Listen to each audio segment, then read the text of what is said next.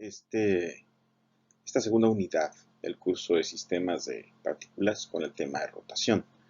Entonces vamos a ver ahora cómo un cuerpo rígido en movimiento, en particular en movimiento de rotación en algún eje, en particular va a poderse estudiar con los elementos que ya conocemos y con nuevos elementos que van a darnos una idea de lo que es la cinemática de la rotación.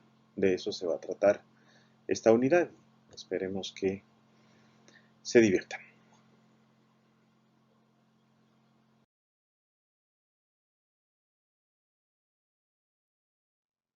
En su curso de mecánica, lo que seguramente estuvieron trabajando fue todo lo que se habla de la traslación pura. Ahí vemos, por ejemplo, el caso de la patinadora en la primera, en el primer video en que se va desplazando. Es el desplazamiento de una partícula, que estuvieron viendo en el curso de mecánica, toda la cinemática y la dinámica de una partícula. En este capítulo en particular vamos a hablar de la rotación pura.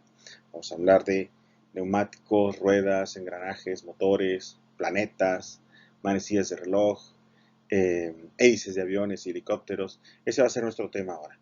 Y por eso en el otro video aparece la misma patinadora, Michelle Kwan, ahora haciendo un giro puro. Eso es lo que vamos a ver. El movimiento de rotación pura va a ser analizado en esta unidad. Bien, entonces lo que vamos a entender es, o lo que vamos a examinar, es la rotación de un cuerpo rígido alrededor de un eje fijo. Un cuerpo rígido es aquel en que todos sus componentes, todas sus piezas giran al mismo ritmo. No hay un movimiento relativo entre las piezas. Un eje fijo es un eje que no se mueve. Entonces ahí tenemos algunos ejemplos. Está rotando la hélice del helicóptero. Entonces las aspas, todas, no tienen un movimiento relativo entre ellas. Por eso esto es un movimiento de un eje fijo. Es lo que tipo de cosas que vamos a estudiar. Aquí tenemos un señor haciendo alfarería y pues está girando su instrumento de tal manera que todo lo que la pieza que él está diseñando, o ya que la termine, digamos, se va a estar moviendo todos los elementos de masa al mismo tiempo. Lo mismo que aquí el Michael Jordan con su balón de básquetbol cuando lo hace girar. ¿Cuáles son los antiejemplos? ¿Cuáles son lo que no es un ejemplo de sólido rígido? Tenemos, o del movimiento que queremos analizar. Uno sería no, eh, que no todas las piezas del cuerpo se muevan al mismo ritmo. Y tenemos aquí una animación como caricatura de lo que sucede en el Sol. El Sol es una estrella formada de gases y tiene una rotación diferencial, es decir, en el ecuador la velocidad angular es más grande que en latitudes superiores o inferiores al ecuador. Por eso ven ustedes cómo empieza, digamos, aquí en esta figurita se está mostrando la línea de campo magnético, cómo empiezan todas juntas y al iniciar un proceso de rotación, el ecuador se lleva las líneas principalmente y los desordena todo el campo, ¿no? Otro antiejemplo sería la bola de boliche y uno diría, oye, si eso es sólido y es rígido, sí, efectivamente, pero lo que no vamos a analizar en esta unidad es cuando tenemos la combinación de rotación con traslación, es decir, el rodamiento, porque ahí el eje no está fijo, el eje se está moviendo. Eso lo vamos a analizar en la siguiente unidad. Entonces, ahorita nos vamos a olvidar del boliche y nos vamos a centrar solamente en rotaciones puras.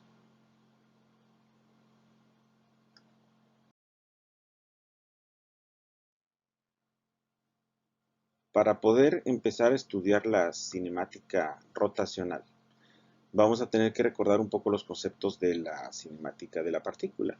Entonces hablábamos de un vector de posición, vector de velocidad, vector de aceleración. Aquí vamos a hablar también de una posición, de un desplazamiento, de una velocidad y una aceleración, pero vamos a ponerle la connotación angular al referirnos a lo que tiene que ver ahora no tanto con el desplazamiento traslacional, sino precisamente con la rotación. Lo que va a estar cambiando es el ángulo. Entonces, aquí tenemos arriba a la izquierda un dibujito de un objeto que está rotando. Aquí tenemos el plano XY, ¿sí? Aquí está XY. Y el objeto está rotando en un eje que está centrado aquí en el eje Z. Entonces, en muchas ocasiones vamos a hacer eso, vamos a rotar algo en un plano y entonces vamos a estarlo como referencia, vamos a tener el otro eje perpendicular al plano, que en este caso sería el eje Z. Entonces aquí está un cuerpo que puede tener la forma que ustedes quieran, pero al estar rotando en torno al eje Z, pues entonces puede uno tomar una línea en el plano o en cualquier corte y esa línea va a eh, tener una trayectoria circular. Eso es movimiento de rotación. Entonces, la posición angular es cuál es el ángulo que tiene un punto dado del cuerpo en un tiempo determinado. Aquí tenemos un dibujito y entonces aquí está el vector de posición a algún punto en el tiempo. Entonces, este punto que estaba inicialmente tal vez por aquí, se desplazó hasta por acá y entonces hay un ángulo que regularmente usamos la letra griega teta, pero que puede ser cualquier letra. Vamos a aprender mucho griego ahora, sí, porque vamos a cambiar un poco las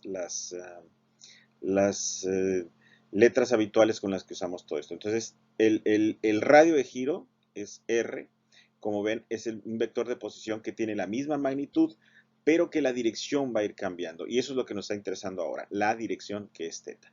Ese punto recorrió una distancia S. Y esta es una fórmula muy sencilla, pero muy importante, que es la relación que hay entre las variables teta y las variables S y R, donde R es el radio de giro, S es el arco que describe el movimiento de una partícula en rotación. ¿Ok?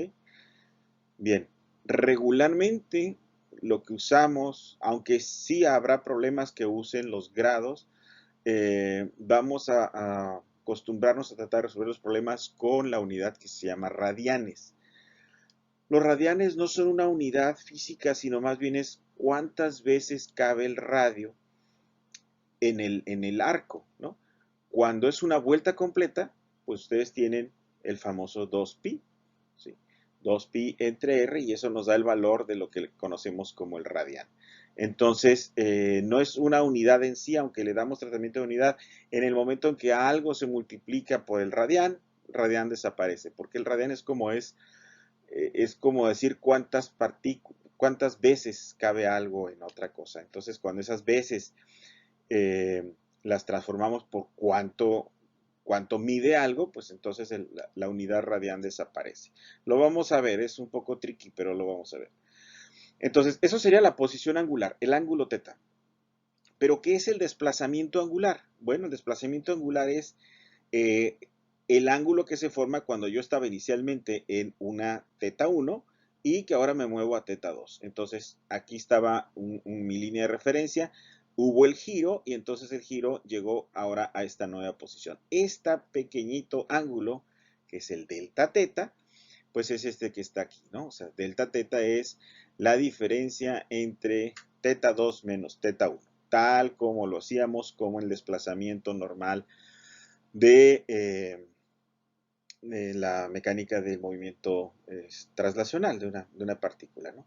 Entonces, cosas que hay que recordar son que una vuelta completa, una revolución, son 2 pi radianes, equivale a 360 grados. Muy bien.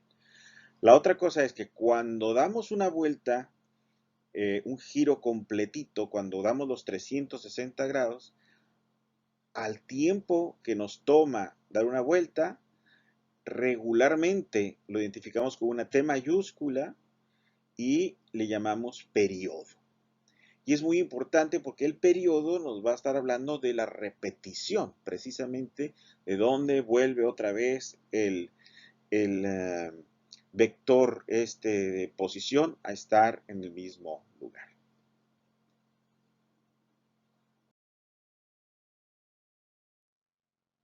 De la misma manera que hablábamos de la velocidad promedio o de la rapidez promedio en mecánica, aquí también hay una velocidad, una rapidez angular promedio. Y cuando son variables promedio, lo que se hace es tomar, ¿qué es la velocidad? ¿No? Es el desplazamiento entre el tiempo, ¿no? Entonces, en nuestro caso, la velocidad angular sería un desplazamiento angular. Entonces, todo el desplazamiento dividido entre todo el tiempo. Y cuando decimos todo el desplazamiento, nos referimos, pues, al delta teta, es decir, teta 2 menos teta 1, la teta final menos la teta inicial, tiempo final menos tiempo inicial, y ese va a ser el cociente delta teta en delta t, que va a estar dado en radianes por segundo, y a eso le llamamos la velocidad angular promedio. Ahora bien, si tomamos la velocidad angular promedio y obtenemos el límite cuando delta t tiende a cero, esa era la definición de velocidad instantánea, pues ahora va a ser la definición de velocidad angular instantánea. ¿Sí? Entonces, esta delta teta en delta t, al obtener el límite, pues se transforma en la derivada. Entonces, si nosotros tenemos la forma funcional de teta con respecto al tiempo, al derivarla vamos a poder obtener la velocidad angular. La letra griega que se usa para la velocidad angular es omega, no es una W, es omega, una omega minúscula. Así como esta es una teta para la posición, pues es una omega para la velocidad. Bien, cosas interesantes que surgen de aquí que, a diferencia de la cinemática de una partícula no tenemos, es que si la omega es constante, es decir, si esta omega no cambia con el tiempo, pues podemos hacer el famosísimo truco de hacer la integral de omega de t, y vamos a hacerlo para una vuelta completa, para que vean qué pasa. Entonces, si yo lo hago una vuelta completa y la omega es constante, sale de la integral, y entonces me queda simplemente la integral de dt, evaluada de 0 al tiempo que le toca dar una vuelta completa, que es el periodo, pues me queda omega por t. Por otro lado, tengo el ángulo teta. Al hacer la integral de d teta, pues es teta, y entonces tendríamos que integrarla de 0 a 2pi, el valor que me queda es 2pi. Y entonces aquí me queda algo muy bonito, que no tenemos que olvidar: cuando la velocidad angular es constante, se cumple esto, ¿sí? Se cumple que omega, que si bien es cierto es d teta en dt, también es toda la vuelta completa, es decir, 2pi entre t. Y eso nos puede ayudar, cuando la velocidad angular es constante, a conocer cosas como el periodo, por ejemplo. ¿Okay? Bueno, otro concepto que también vamos a entrarle aquí es el de la aceleración angular, y es exactamente lo mismo. Es, otra vez, ahora el concepto de aceleración vuelve a ser el cambio de la velocidad con el tiempo. Entonces tenemos el caso de la aceleración angular promedio, pues es el delta omega entre delta t, es decir, la omega final menos la omega inicial entre el tiempo que le llevó moverse o acelerarse de tal a cual velocidad. Las unidades son radianes entre segundo al cuadrado, muy parecidas a los metros entre segundo al cuadrado que teníamos en el caso lineal. Y de igual manera que la velocidad, cuando queremos obtener la aceleración instantánea, esta es igual a el límite de la aceleración angular promedio cuando delta t tiende a cero, y eso nos lleva a que sea la derivada de la velocidad angular con respecto al tiempo, o sea, la segunda derivada de la posición angular con respecto al tiempo. Entonces, se aplica lo mismo, las mismas ideas que en la mecánica. Y entonces, de la misma manera que lo hemos hecho con las ecuaciones de la cinemática normal, que cuando las hemos necesitado en el capítulo, en la unidad anterior, aquí vamos a derivar en la medida de lo posible, pues también nuestras propias ecuaciones de la cinemática rotacional.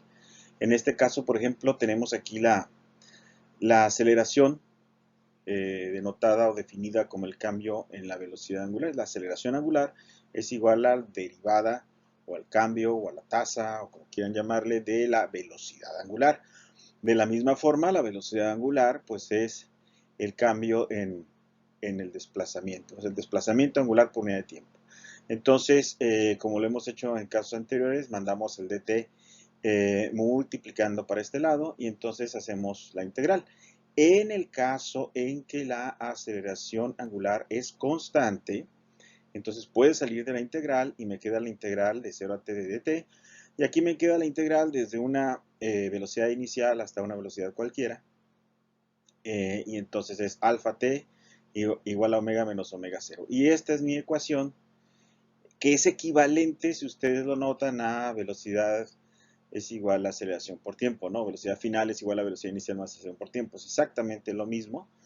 Es el equivalente, digamos, rotacional. Del mismo modo, en esta otra ecuación, cuando tenemos, mandamos la dt multiplicando para este lado, entonces la omega, conocemos cómo es la omega como función del tiempo, ¿verdad? De aquí la obtenemos, y este resultado lo metemos por aquí, y entonces tenemos ya tendríamos esta integral. En vez de la omega, ponemos lo que vale la omega. La omega 0 es una constante porque es la omega de salida, y alfa por t, pues alfa es constante, la t se queda y entonces integramos esta expresión. Esto es t y este va a ser un medio de t cuadrada, ¿no? Por las respectivas constantes, y evaluando de 0 a t, pues es omega 0t, que es velocidad inicial por tiempo, más un medio de la aceleración angular por el tiempo al cuadrado. De este otro lado me queda la teta inicial, que no sabemos si partió del reposo, partió desde 0 o no, y la teta final. O sea, bien pudiera ser esto un 0 o no, y entonces esto sería un delta teta al final de cuentas. Puedo expresar teta como teta igual a teta 0 más omega 0 por t más un medio de aceleración tiempo al cuadrado. Son, como les decía, los equivalentes de el que es distancia es igual a velocidad inicial por tiempo más un medio de aceleración por tiempo al cuadrado, ¿no? Los equivalentes de la cinemática translacional de una partícula.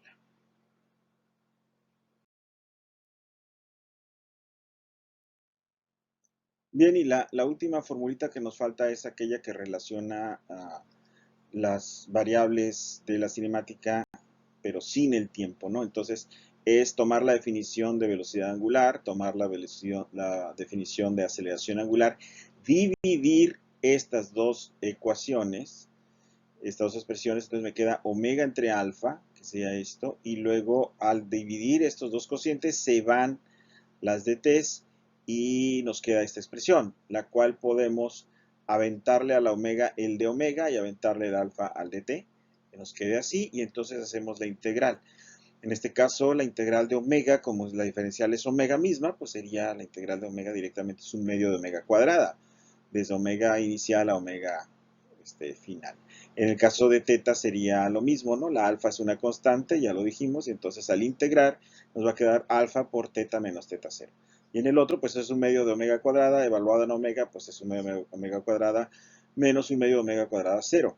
Si reacomodamos esto, es decir, factorizamos el 1 medio y lo pasamos multiplicando para este lado, entonces tenemos esta expresión que se parece muchísimo o es la correspondiente a la que iba como velocidad final es igual a velocidad final al cuadrado es igual a velocidad inicial al cuadrado más 2 aceleraciones por distancia recorrida. Esta es su equivalente rotacional.